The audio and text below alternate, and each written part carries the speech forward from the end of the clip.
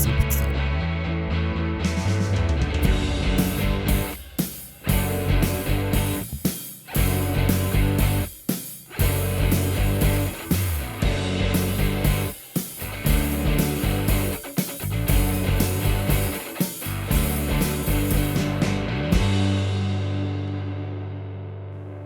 and welcome to episode 26 of Unqualified Game Chat. I am your host, Azario Lopez, and with me today is Spencer Legacy. Oh, that was the nicest one yet. I just want to point out that was smooth. Mm-hmm. I've been working on my harmonies. Beautiful. Listening to Boys to Men a lot. Always a good choice. Yeah. We got to do a row sometime where I'll join in halfway through and go Legacy, and then yeah, we got to do that sometime. And then we go into End of the Road. I forgot the song, but I know I have the music video in my head. Yeah, it's very powerful. You know what? If you say it's powerful, I believe it. Yeah, it's like, here we go to the end of the road. Still I can't let go. It's unnatural. You belong to me. I belong to you. And then he's like, fucking beautiful. And then he goes like the bass, and it's like, hello, Spencer. I know you've been thinking about me, and I've been thinking about you too. But there's this distance between us. It's just getting complicated. It's a country away. Well, baby, I'm here to tell you, distance ain't no thing, but a thing. I like it. I think that should be our live intro when we do a live one. Well, Spencer, as you know, this episode is recorded every week, posted on Thursdays to all your podcast services, iTunes, YouTube's, Spotify's. Video. Yeah, please subscribe to those channels. Leave us a review, 5 stars, naturally, a natural 5-star, and we'll appreciate it. If there's anybody that appreciates anything, it's us. It's us. I know plenty of you probably listen to the Noisy Pixel podcast, and I love that group of people. But if we're going to be like cool right now, if we're going to be honest, like mano y mano, yeah, break it to them. Unqualified Game Chat's the better podcast. It's true. They call me a traitor over there, or a net menace, whatever it is. Mm-hmm. And in my head, I'm like, how do I fight off 3 nerds? I can't do it, Spencer. So I just let them say it, but I got your back. Oh, yeah, no, I know it. I know it can be an awkward situation. And you know what?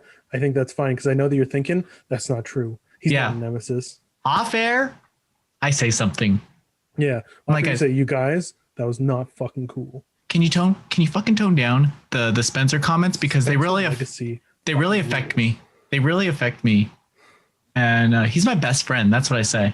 He watches our podcast because he's a cool friend. So he's not really happy to hear that. You're really hurting his feelings. Every time he tunes in, he hears terrible things about himself. He goes, oh. Spencer, I want to know what you're playing. Well, recently I was playing a little game we talked about in the ARNA called Samurai Warriors 5. And I guess I'm in the Japanese history now. Because Samurai Warriors 5. You're in the Sengoku period. I was like, wow, this is a goofy, fun anime story. And then I did some Googling, and apparently it's based on true events. And a lot of the things are fairly accurate. And I was like, Japanese history fucking rules, dude. Yeah. It's just betrayal and brotherhood and friendship and battle. I mean, okay, Nobunaga Oda didn't slay, thousands of people on a map. But he could have. Arguably, he could have. He could have. So I wasn't there. I can't say he didn't. Yeah. Who can say? who can say? Maybe Koei Tecmo is the most right people of all.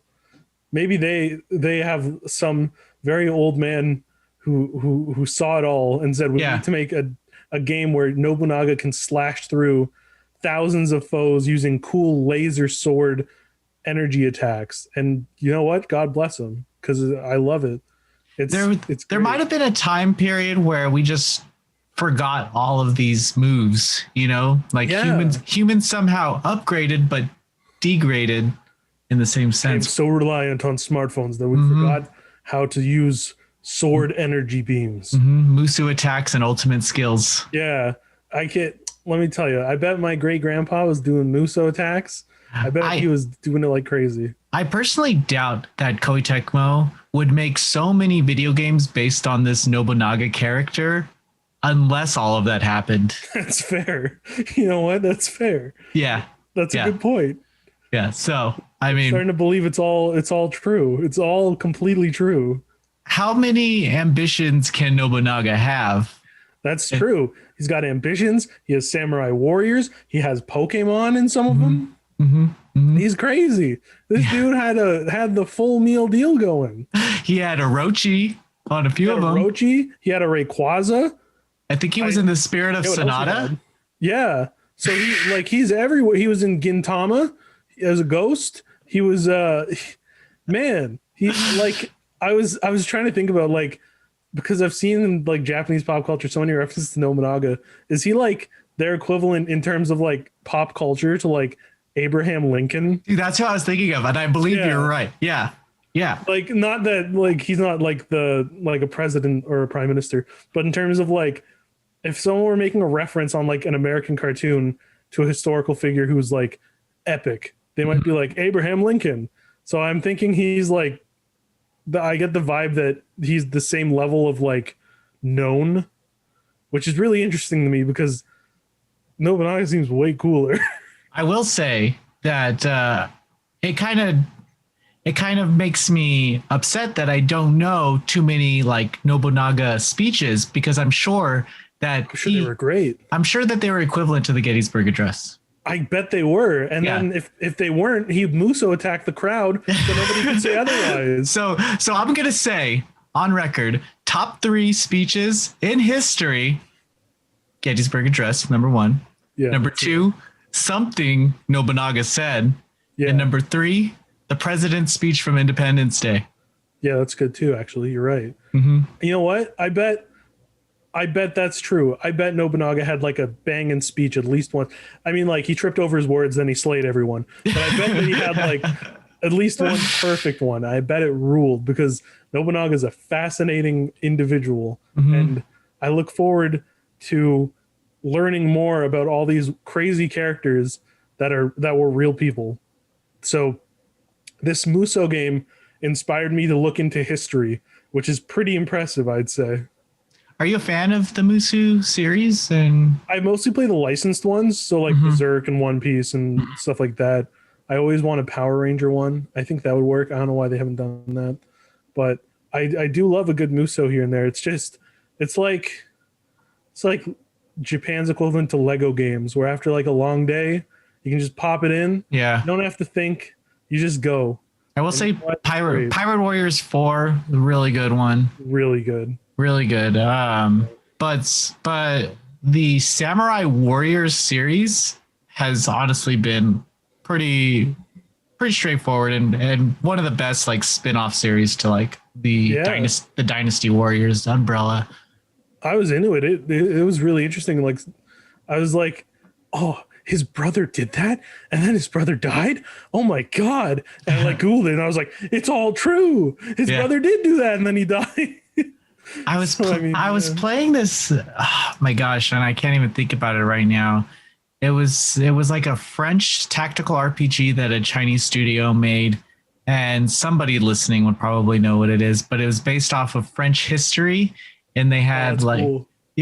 And I started Googling the characters and stuff that they had, and sure they gender bent some of them, but it was like it was pretty close to like Yeah. these are actual characters. It was like the Bonaparte family was all there, and The rules. yeah, it was pretty cool. And I looked at like old pictures of them. They look nothing like their in-game illustrations. Yeah, I guarantee Nobunaga wasn't like an anime boy with like a half toga. Yeah. Like a I guarantee he didn't look like that, but I like to think he did. Yeah, we can all dream that he is that dreamy. We can dream that everyone was that anime. So the art style, did you enjoy the new graphics that they I did. Yeah. I didn't know they were new because this is the first Samurai Warriors I played, but I loved the models. I loved when you do your like Muso attacks and you get the cool 2D art. That was really nice. I quite liked it. Yeah. Honestly, this is the best thing that they could have did because 3D graphics, they're not aging well. No, you're absolutely right about that. So this game will probably look good in a couple years, even wherever you play it, it'll probably have a good aesthetic, but you can't get by playing some of the older 3D games. And I think it was a good test for them for these older console releases to kind of change up some things to make them future proof. The PS3 and the PS4, we hit a point where like the graphics will just age fine because it's as realistic or as vivid as you can get, at least like as far as like at a baseline. So it's not like a PS1 game where you're like, oh, that's very obviously not realistic, but it's like you can see like pores and shit now. Yeah, so I feel like this will always look good. Yeah. So I'm glad you're enjoying I had a it. blast with that. Are we moving on? We're talking about me now? I want to hear what you've been playing, Azario. Well, I've been playing a few games, but the one I want to talk about on this podcast is Fuga Melodies of Steel. That's going to be another one where I'm going to have to message you after the show and say, what game did you talk about playing again? It's based off of the Tales Concerto series from developer CyberConnect 2. And it is, I mean, yeah, the characters are little furries, but it is so good. Really? What kind of game is it? It's a turn-based RPG, but kind of like Advanced Wars style in the sense where you have a line in between your battle screen. You have your tank on this side and enemies on this side. But that's the only equivalent to Advanced Wars. Then it's like a board game map where you kind of go on a path, and then you'll come to a divide, and it'll say take the hard route, the normal route, or the safe route sometimes, and those expand. Taking the harder route is definitely tougher battles, but you get better rewards. Taking the safe route means you won't level up and have enough resources to build up your ship or your tank to fight the final boss. There's no level grinding. You can't go back. You only go forward. So you have to really keep that in mind, is that you won't get any more resources than the resources that are in front of you. So everything you do has to take that into consideration. So once you get to the boss, an option will pop up that says Soul Cannon. Okay, so the bosses are really hard. This is a very strategical game where you have 3 guns, and each of your characters, which grows from 6, and you get more along the way, but they each like excel in 1 or 3 weapons. You got a cannon or a machine gun, and then enemies are kind of weak to one of those, where if you hit their weakness, they'll delay their attack, so you see the time bar at the top. Anyway, the battles are fucking difficult, and they'll push your ways of knowledge in terms of strategy RPGs. But then this Soul Cannon option pops up, and let me tell you, dude, this is the most fucked up thing anybody has ever done to me in a fucking video game. They say you can win this battle right away and move on at the cost of one of your characters. Ooh. So you sacrifice one of the children furries who go into the Soul Cannon, give up their bodies, Oh my god. And there's no reversing it. You Oh just my move god. on. You'll think that the main character is this character, Malt. He's not the main character. There is no main character. Each character is their own. Each character has their own personality. You can control each character when you're walking around the tank. Dude, I sacrificed one of the fucking kids and they never came back. Oh my god, that's so dark. Yeah, yeah. And they don't just move on. The people, they react to it. There's sadness, you know, they're kids. And the first time you beat a boss, like I remember Malt saying, I can't believe we just killed somebody. Like this is the first time like they've ever experienced something like this. And it's super heavy in that sense where they're impulsive, but they're also innocent, you know? Yeah. Intense. Yeah. So the whole idea is that they're trying to rescue their family who was taken from their peaceful hometown by this Burman army. And yeah, really good game. It's on all consoles. It's going to be available by the time this posts, most likely. And yeah, I do suggest picking it up. And it's beautiful. It's just a beautiful game. It sounds really intense. It sounds deceptively not. It seems not intense, but then you can soul cannon people. Yeah, the thing about the Soul Cannon that I didn't like, and this has nothing to do with the game, but if you pre-order the digital deluxe edition, you will you'll get a free Soul Cannon. They give you so it's like, like, are they gonna just sell these? Like, you don't have to waste a person type of thing. Like, is this just blow through it? Yeah, is this like a monetization thing? But I will tell you, with the digital deluxe version, you do get bathing suit DLC. So there you go, automatic purchase, baby. And you get the free Soul Cannon. So and why not? Why not top it off? Cherry on top with the Soul Cannon. That's like a free boss battle. It's a free boss battle. Save it till the end. You get to the end of the game. You don't even have to stress. Well, there's some things at the ending. Okay, just get to the ending. It's like a little 10 chapters, you know. But I'm not gonna spoil anything. But do it. Nice. It sounds really interesting. It's only gonna take you a weekend if you play through it because you're always moving forward. There's no way to go back, so you're constantly just going one direction. Yeah.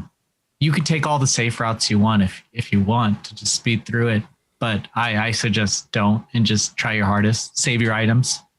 But yeah. Nice. Fuga. Sounds interesting. Melody of Steel. I guess that leads us to our discussion today. Yeah. The pitch. It's based off of an announcement today that I think it's Neptunia, Senran, Kagura, Ninja Wars or something like that was announced today from Idea Factory International. Coming West, it's a collaboration between two IPs, Senran Kagura and Neptunia, two games that really got me into obscure Japanese games. And I'd like to ask you real quick, what kind of got you into following like weird Japanese games? Because I assume you played it as a kid and then through high school you got into some other, maybe Call of Duty or something. I didn't have a Call of Duty phase. I was a gross weeb. Oh, wow. Start. Wow. Okay. I was a dirty weeb from day one. Wow. Yeah. It was, I mean, like the first Japanese things I played were like Pokemon and Dragon Quest. And then when it got more obscure, it was like, I don't know, maybe like Danganronpa when I was like following something awful threads about it because my friend was like, you have to check this out. And I was like, this is so cool. It's a shame it's not translated, so I'll just read forum posts of Let's Plays. So that was probably like the most obscure I ever got. So that's probably what did it.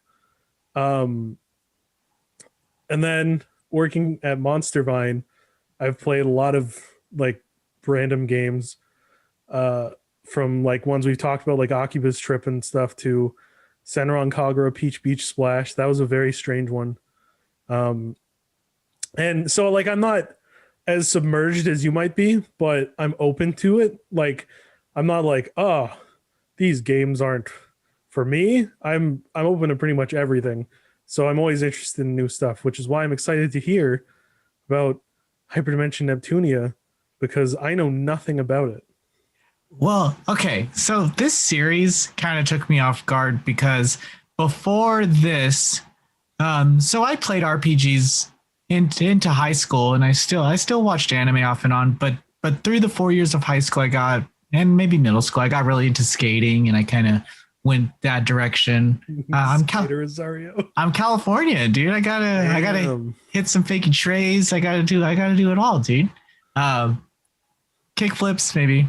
Playing So skate when you're not skateboarding, just to I don't really think complete it. I don't think skate was around. Maybe it was. Maybe like late high school it was around. Yeah.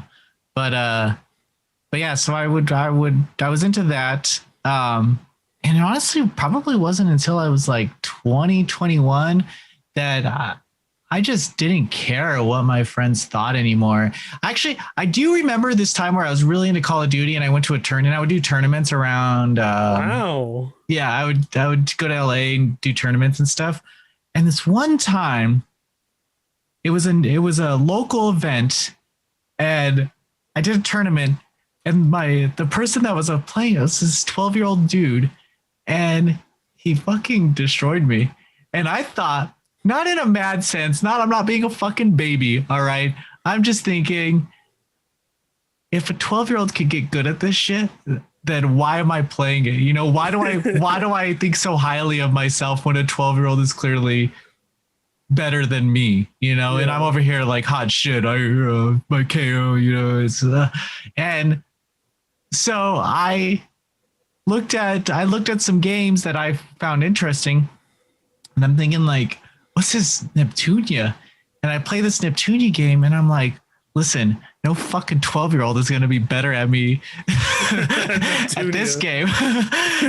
And I had this girlfriend at the time, and I remember I got Neptunia and I got Cross Edge, and the girlfriend at the time, she didn't really understand it, and rightfully so. It's a really weird thing to just dump on somebody. Yeah, You went from Skater Azario to Hyperdimension Neptunia Azario. yeah, and I remember like Tales of Xellia came out around that time, and Nino Kuni, and I was so stoked off of those. And then I got a Vita out of nowhere, and this is all in the same year, just of this transition. And so the Neptunia series for me, I hold like close as getting me out of this more into this world. I didn't join the community at all. I platinumed Neptunia 1, I platinumed Neptunia 2. I love the series today, you know. But I will say that it is daunting, but from all the communities that are like kind of standoffish, or like you have the East community, or like the Falcom community, where it's like, fuck, if you don't know the history, fuck you. I've never been put down by the Neptunia community, even as a journalist, even at Anime Expo. They're always so nice to me. Just really sweet people. So shout out to the Neptunia community for one. If you want like people that are nerdy, that are cool, Welcoming. yeah.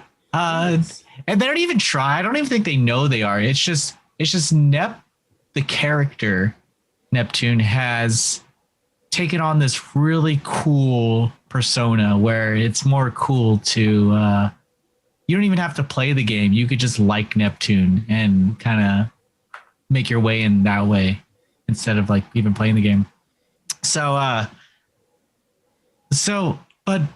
But on to like what the series is today, dude. It fucking sucks. All right, Really? they recently released Neptune Reverse as a PS5 exclusive, as a remake or a remaster of Neptunia Rebirth 1, which is a Vita game, which was You mentioned that before. which is a remake of Hyperdimension Neptunia. It was good. It's a good remake. But as a PS5 exclusive, the fuck? Totally not worth your time. And I think that kind of comes into a question that I would like to ask to you is like, where do these obscure Japanese games go? Like they have this style down, right? Like this anime style, but you can't go like over realistic. And I kind of like the way that Bandai Namco's going with their like Tales characters, but I don't see like Neptunia being able to pull that off. You know, Yeah. I would like to know your thoughts, like how like the Atelier series and like this like anime style, like where do you see it going in the future? I think, that's really tough because like they're trying to emulate 2D anime, but you obviously can't make a 2D animated game Mhm. that's like an anime. Like you can do like a South Park game, but that's because that's such a simplistic style. And I think like with what the new Tales game is doing, I think you're right. They're going for kind of, like a very polished anime style. So Mhm. it looks, it's still, 3D models, but it's very colorful and very sharp. I think that's the way that the style's gonna go, unless because I don't know where else it can go. Like you said, like you can't make it more ridiculous. Well, you can, but it won't be that appealing, I don't think. So I it's tough, especially for niche series where you're relying on a small but dedicated fan base and you want to do what right by them. So do you just stick with your style even if it becomes outdated, or do you try and update it and then risk alienating some of those people but bringing in new people? That's really tough. I think the Tales series is like the best example of where it's going, but I don't know what else you can really do because you can get the style really nicely in 3D games. Like I just started the Great Ace Attorney, and it's like an anime style in 3D, but it looks very nice and the characters are very distinct and anime like. So I think it can be done, but with a niche series, you have to be really careful. Yeah, the problem with these games is that they look they look like the same game that we played on PS3. They look Yeah, like you look at a Neptunia game and you're like, well, it kind of looks like a PS3 game. And I'm afraid that that idea would one limit new players and ultimately hurt the series to grow in the future. Uh, but I mean, you have costume breaks, right? mhm. But how realistic can you get these costume breaks? I mean, until it starts being a little like, oh, this looks too real. I think there's like that schoolgirl zombie hunter game that Axis brought over, a really bad game. Um, but but it tried to do some like Unreal Engine esque like girls, and Yeah, it just looked awkward, even with the costume breaks. It was like, fuck, like this isn't cute.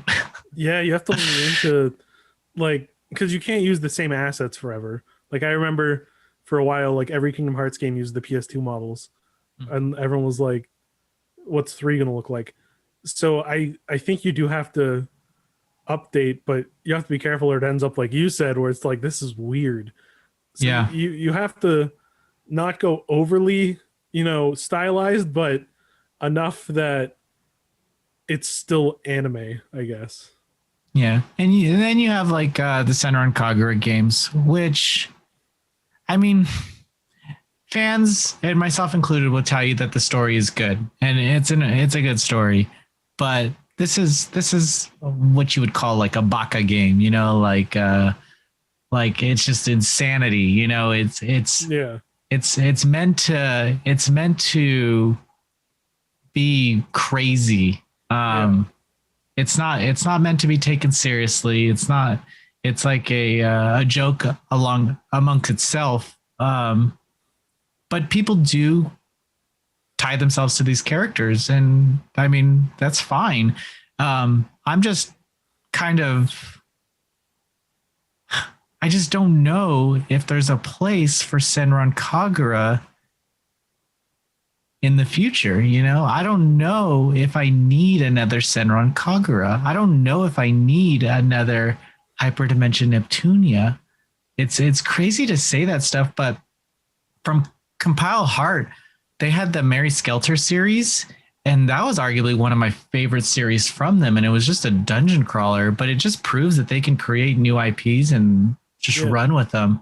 Um, I think with Neptunia, I've had my adventures with her, and I'm sure everyone else has. Purpose. Yeah, I'm in the camp where I just don't know if I need these games. And I'm not saying, and I don't want to be like taken out of context. I love the craziness and the fan service. That's something that I really enjoy from a Baka player but I think I think we could do something different. I think these studios can do something different with and I don't know. It's how where do you go, Where do you go? Where do you go from here? Like Tamsoft always makes these shitty little fucking hack and slash games, and they're making another one, and we're like, is this one going to be fucking different? No, it's going to be a collaboration, and we're going to play it because we like these characters, but we're going to beat it and we're going to pull it out with our friends maybe once, but it's never gonna last. It's not gonna be anyone's favorite game. It's not gonna have the same impact on it. I doubt that the Neptunia series will have the same impact that it did on the PlayStation 3, like it did with me making someone a fan of JRPGs. I don't know if there's just too many games. Back then the PS3 had no JRPGs. Getting an RPG on the play. RPGs started coming out on the PS3 when the PS4 was already out. And then we kept getting them, Zelia 2 kept, games kept coming out on the PS3. So I don't know. I think I'm just interested to see what happens with this series, but I don't think this is going to be what it needs to get new fans. So I'm looking forward to the game, but I can't say that I think I'll think about it next year, or 10 minutes after I play it. Yeah, that's completely fair. Those games where you're like, oh, that was good. And then 10 minutes later, you're like, yeah, move on. Look back when you're trying to pick your game of the year list. And you go, oh yeah, I played that. Right. I gave it an 8. Okay. All right. I stand by a lot of the scores because I think I score games when I play them at the time. And I think when you're angry, you're like going to be angriest right in the beginning. And then it all goes down from there, you're only going to be your angriest once. And similar to games, you're only going to like them as much as you do at that plateau, and then it's at the peak. Yeah. Very few games kind of surpass that. I think Fuga Melodies of Steel will stay with me for a while. And there's some other games that definitely last, but yeah, I don't think this Senran Kagura game will. And that's all I have to say about that. Yeah.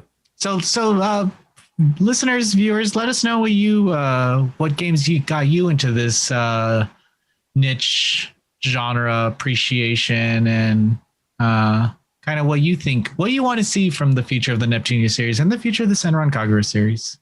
Were you a high schooler that imported Danganronpa merchandise like me? You did that shit? I did that shit. I didn't have any money. Posters and little toys. Dude, I remember playing Call of Duty, Brother in Arms. I played. Yeah, I remember that.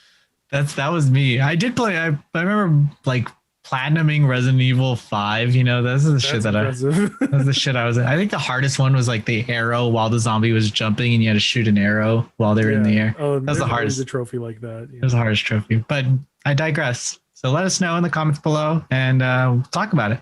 Yeah, I'm excited to hear how you all became weebs. Mm-hmm. I think we do. I might be wrong, but I think we do have some comments that I did not address from last week. Really? Yeah, I'm trying to get this. Trying to get my mouse disappeared, but I will check right now and see if we got anything good. Let's see. Don't let me down. Don't let me down. They never do. What was? Where is episode? Oh, we talked about the reboots we like to see. Oh, this is perfect. This is perfect.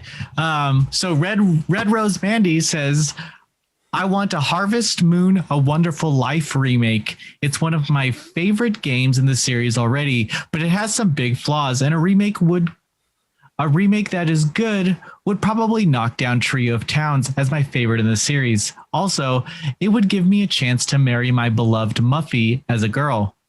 Do you have any experience with Harvest Moon, A Wonderful Life? That's the one everyone says to play. And I've thought about buying it on PlayStation a lot of times, but I haven't played that one. But I remember I had a friend who was really into it when it came out. So that was the one that was developed by Marvelous, and it was published by Natsume. And it's actually a Story of Seasons game. But yeah, really, from what I know, it's a really good game, and it came out on the GameCube, I think. Yeah, I think it was PS2, GameCube. Okay, so I remember it on the GameCube. But yeah, if Natsume does that, they would be doing themselves a huge favor. But I doubt that they would give up the rights to the IP, and I doubt that Marvelous would ever work with them again. Oh, it's one of those caught between two licenses kind of. Yeah. That's rough. Seath says, I love modern remakes of Final Fantasy 1 through 9. Wouldn't we all? You're speaking to the goddamn choir over here. Otherwise, remakes or remasters of Drakengard 1 through 3 would be great. Yeah, I would. Yeah. I would take a collection of Drakengard 1 through 3. You know what? I would take experience it. I would take a novelization of 1 through 3 Drakengard. I would take that. Tu says Tenchu reboot would be nice, and yeah, it would. Who does Tenchu? I remember Tenchu. Yeah, that would be. Who publishes Tenchu? Fucking Tenchu. Oh, that's a yeah, that's what we thought that From Software game was that was teased by Activision, which turned out to be Sekiro. When they were teasing it, I thought it was a Tenchu remaster or remake, but it ended up being Sekiro. But that's a From Software developed game. Justin Anime says, I wish Koei would reboot the Deception series. The creativity is there, but with a little more budget, I think the series would be much bigger and not dead. Yeah, the Deception series, I think it started off as Trapped on the PlayStation 2 or PlayStation. Or there's a Deception. I don't know. There's a lot. There's a ton of them. But the last one was 4 on the PS4 or PS3. I think it came to PS4 too, and Vita. Deception 4 though was one of the last PS3 games, and you already know it's because they had like the blue ribbon along the physical games. I played this. Yeah, you just make the traps. You just fucking make traps and like kill people with them and stop them from coming in. It's just fucking crazy. It's goofy and fun. Yeah. Yeah. Lozy. I'm not Mago Negro. I can't say the last. I don't know. I'm bad with names as many of. I tried. Lozy says hashtag Team Spencer, and you're not wrong. Says how many special editions do you have of games, and any that you would like to have but couldn't get? I have the special edition of Danganronpa 1 and 2 and Tron Evolution because it was like $40 and I was like, I want a little light cycle statue. And I wish I had the Uncharted 2 one with the dagger that goes for thousands of dollars. Yeah. I have the like star one that I have is an Arno Surge on Vita limited edition. Nice. And one that I wish I had was Tales of Xellia 1 limited edition, I think, the first one. Because I have Tales of Xellia 2 limited edition and I have Berseria limited edition, but I want the figure for Xellia, of course, to complete the whole thing. Todd B says, if the question is what game to reboot just to put on a new console, then I would have to vote for eSWAT. That game was a game that nobody appreciated for Genesis. I'd love to see it again. I don't know what eSWAT is, Todd B. I don't know what that is. Oh, it's eSWAT. City Under Siege. It's a... I like the cover. Yeah, it's just like some Shinobi. Fucking dude. Half metal, half man. So it's like a Genesis game. Developed and published by Sega. So Nice. Cool. Yeah, I have no idea what this game is. I guess like Todd B's idea of an Atlas Shenmue. I guess the game appeared in Sonic Ultimate Genesis Collection. Oh, I probably played it at some point then because I platted that. Yeah. I guess it was there. And Cat A just says a statement. Thank you for making Thursdays awesome. You guys are the best. Oh. Yep. We take a lot. It takes a lot to get together, but we do it every goddamn week. Every week. I should be writing my Blaster Master 3 review right now, but here I am. I've had 8 relatives die in the last week and I'm still here. Wow, that's intense. Still here. The pandemic hit you. But I still make time for this podcast. Thank you, Spencer. We appreciate your time.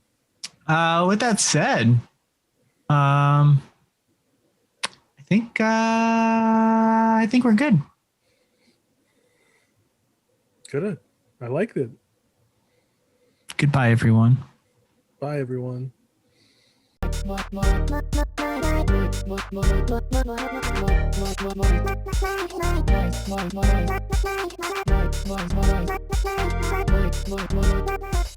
Noisy Pixel.